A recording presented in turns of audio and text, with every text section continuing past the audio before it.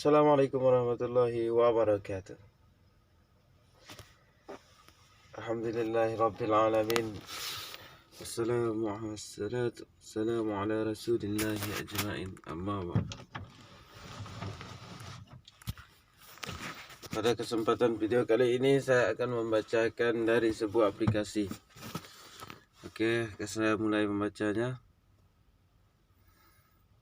Judul pembacaan saya pada pagi ini adalah adab-adab berdoa. Dalam berdoa, perhatikan juga bagaimana adab berdoa yang baik. Tujuannya adalah agar doa kita diterima Allah dan segera dikabulkan. Berikut adab-adab berdoa. 1. Mencari waktu mustajab untuk berdoa. Salah satu adab berdoa agar segera terkabul adalah mencari waktu yang mustajab untuk berdoa atau untuk memanjatkan doa. Di antara waktu yang mustajab untuk berdoa adalah pada waktu sepertiga malam terakhir atau waktu zuhur, sore hari di hari Jumat, pada bulan Ramadan di hari Arafah.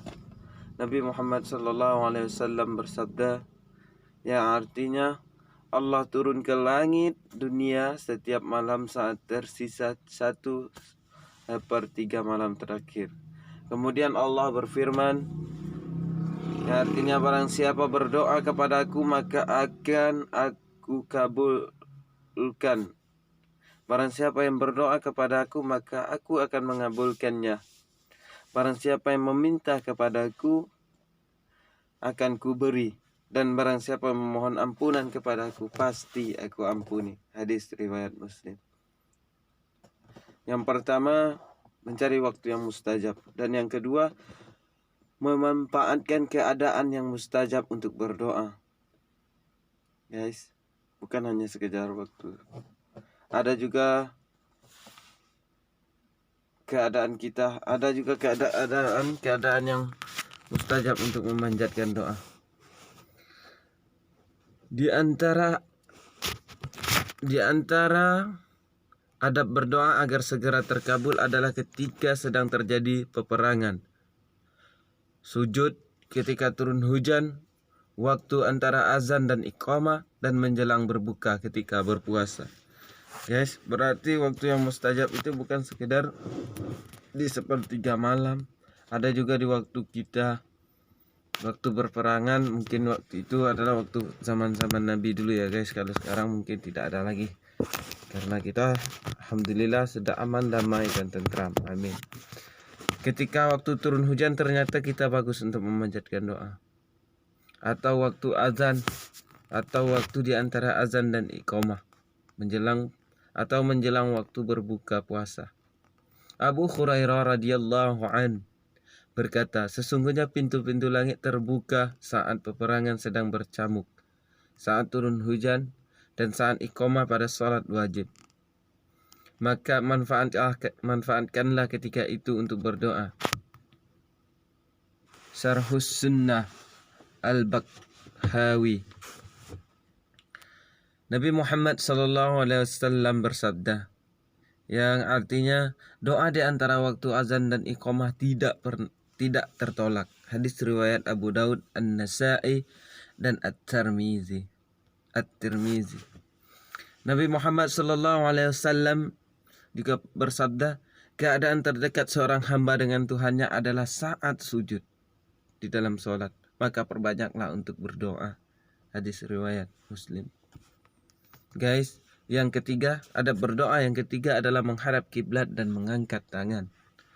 Adab berdoa selanjutnya adalah menghadap ke arah kiblat serta mengangkat tangan. Diriwayatkan dari Jabir radhiyallahu an bahwasanya Nabi Muhammad SAW bersabda, di padang Arafah menghadap kiblat dan terus berdoa hingga matahari terbenam. Nabi Muhammad SAW berada di padang Arafah menghadap kiblat dan terus berdoa hingga matahari terbenam. Hadis riwayat Muslim. Diriwayatkan dari Salman radhiyallahu anhu bahwa Nabi Muhammad SAW bersabda, Sesungguhnya Tuhan kamu sekalian itu malu dan maha memberi. Dia malu kepada hambanya ketika hambanya itu mengangkat tangan kepadanya namun kembali dengan tangan kosong. Hadis riwayat Abu Daud At-Tirmizi. Cara mengangkat tangan. Ibnu Abbas radhiyallahu an berkata, Nabi Muhammad sallallahu alaihi wasallam ketika berdoa mengambungkan kedua telapak tangannya dan mengangkatnya setinggi wajahnya, seperti gini, setinggi wajahnya, dan wajah menghadap telapak tangan. Wajahnya menghadap telapak tangan begini, guys. Hadis riwayat At-Tabrani. Adab berdoa yang keempat adalah dengan suara pelan dan tidak dikeraskan. Allah Subhanahu wa taala berfirman yang berbunyi, "Wala tajhar bisalatika wala tukhafit biha wa bataghi baina zalika sabila." Yang artinya janganlah kamu mengeraskan doamu dan jangan pula merendahkannya, menyamarkannya pelan, dan carilah jalan tengah di antara kedua jalan itu. Quran surah Al-Isyrah ayat 110. Allah Subhanahu wa taala memuji Nabi Zakaria alaihi salam yang berdoa dengan khusyuk dan suara lirih atau sedang. Bismillahirrahmanirrahim.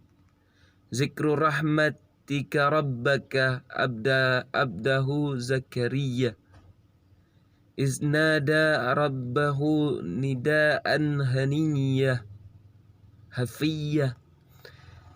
Yang dibaca ini adalah penjelasan tentang rahmat Tuhanmu kepada hambanya Zakaria, yaitu ketika ia berdoa kepada Tuhannya dengan suara yang lembut.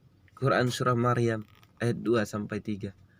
Allah Subhanahu wa taala juga berfirman di dalam Al-Quran surah Al-A'raf yang artinya, berdoalah kalian kepada Tuhan kalian dengan merendah diri dan dengan suara yang lembut. Sesungguhnya Allah tidak suka orang-orang yang melampaui batas.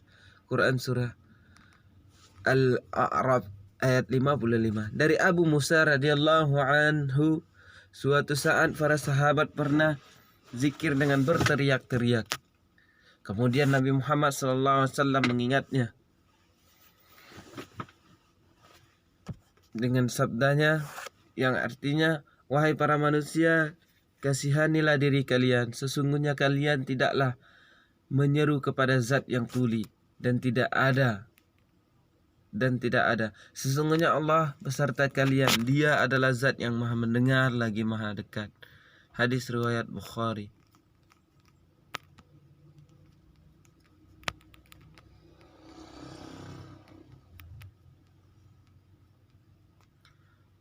Yang kelima, adab yang kelima di dalam berdoa adalah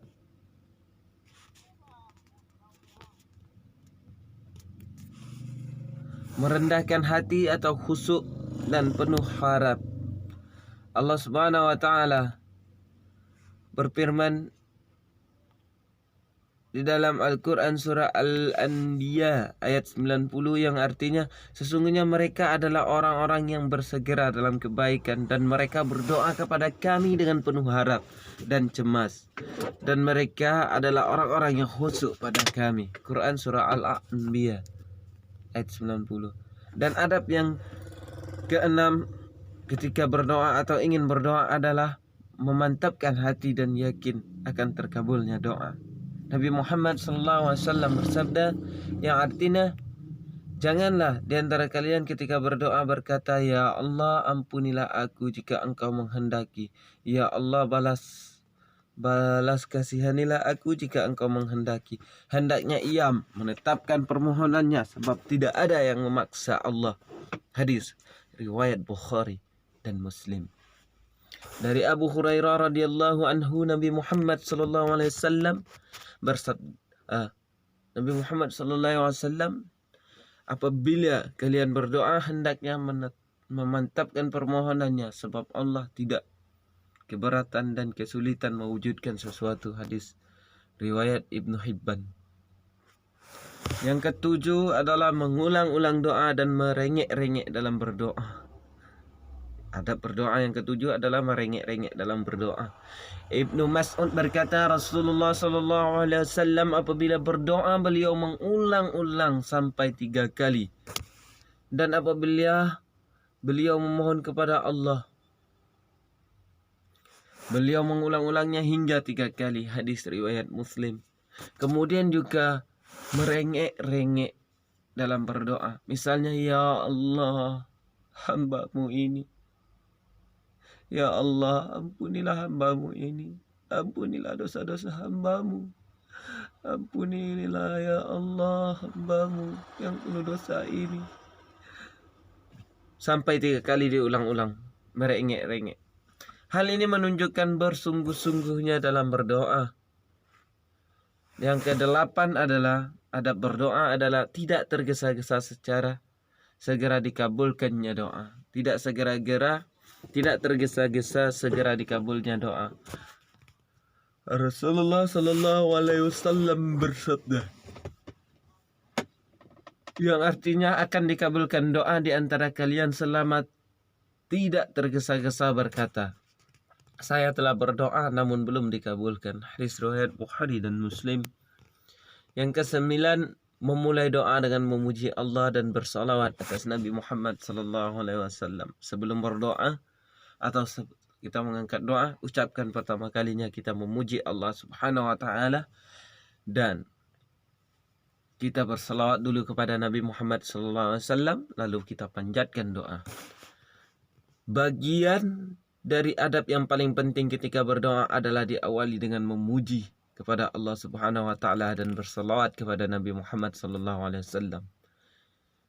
Memuji kepada Allah ini bisa dengan membaca hamdalah atau asmaul husna, atau kita mulai doa kita dengan bismillahirrahmanirrahim, karena bismillahirrahmanirrahim artinya sangat bagus, yaitu bismillahirrahmanirrahim dengan menyebut nama Allah yang Maha Pengasih lagi Maha Penyayang, atau dengan asmaul husna dengan nama-nama Allah, atau kita mengucapkan alhamdulillah ya Allah, alhamdulillah ya Rabb, alhamdulillah,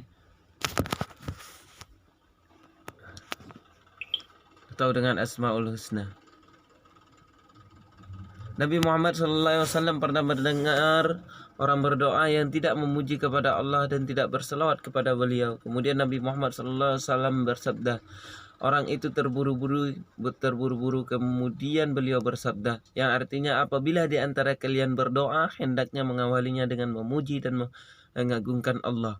Kemudian hendaklah berselawat kepada Nabi Muhammad SAW.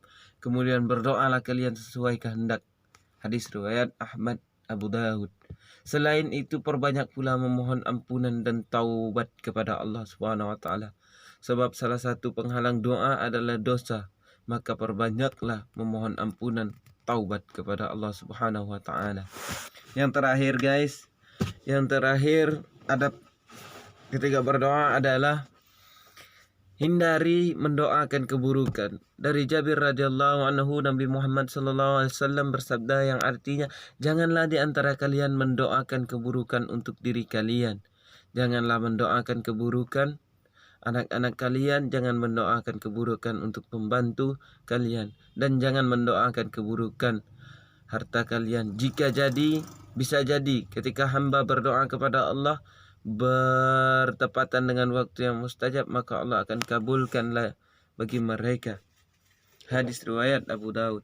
Dari Abu Hurairah radhiyallahu anhu, Nabi Muhammad sallallahu alaihi wasallam bersabda yang artinya doa para hamba akan senantiasa dikabulkan selama tidak berdoa yang isinya dosa atau memutus silaturahim. Hadis riwayat Muslim dan Abu Daud. Maksud dari sabda Nabi Muhammad SAW yang ini adalah kita berdoa meminta kepada Allah yang baik-baik, tidak mendoakan orang yang buruk, tidak mendoakan untuk diri kita yang buruk, tidak mendoakan harta benda kita agar dapat dikerjakan ke hal-hal yang buruk. Itu maksud sabda Nabi Muhammad SAW.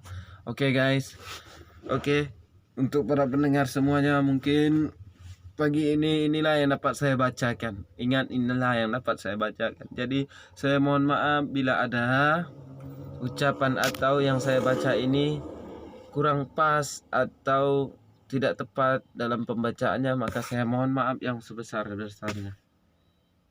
Semoga Allah Subhanahu wa taala selalu memberikan kesehatan kepada kita, umur panjang, sehat badan, murah rezeki dan dimudahkan urusannya. Dan juga semoga Allah Subhanahu wa taala mengampuni dosa-dosa kedua orang tua kita, dosa-dosa adik dan kakak kita, dosa-dosa para keluarga, sepupu, sanak saudara kita, dan dosa-dosa orang-orang Islam. Dan terutama Allah juga mengampunkan doa-doa juga terutama semoga Allah mengabulkan doa-doa kita dan mengampuni dosa-dosa kita. Mungkin inilah yang dapat saya bacakan, lebih dan kurang saya mohon maaf yang sebesarnya. Billahi taufiq wal hidayah. Wassalamualaikum warahmatullahi wabarakatuh.